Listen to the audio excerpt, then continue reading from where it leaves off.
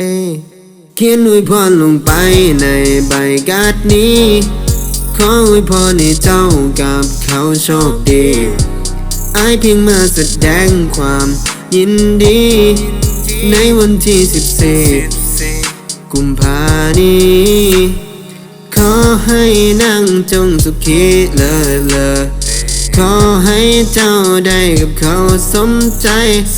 สุขสมแล้วที่เจ้าเลือกจากไปเข้าใจคำแพงในวันวาเลนไทน์ปฏิอ่อนเดินในข้างซื้อแน่ยามที่เจ้าสุขใจถึงปอได้กอดขอเพียงน้องซัพพอร์ตหน่อยหนึ่งก็ได้เพียงแต่ได้ตอดเจ้าคงไปกับเขาคงจะต้องเหงาเขาคงจะได้เจ้าคอยเจ้าได้เขียนอวยพรลงไปในใบการ์ดนี้ขออวยพรให้เจ้ากับเขาโชคดีเพียงมาแสดงความยินดี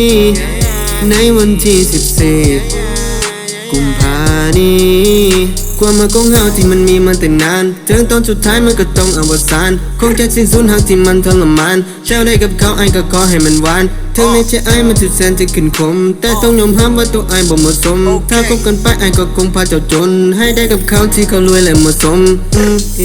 ได้โชคดีสามีเขียนอวยพรลงไปในใบการ์ดนี้ขออวยพรให้เจ้ากับเขาโชคดีเพียงมาแสดงความยินดีในวันที่14 กุมภานี้เขียนอวยพรลงไป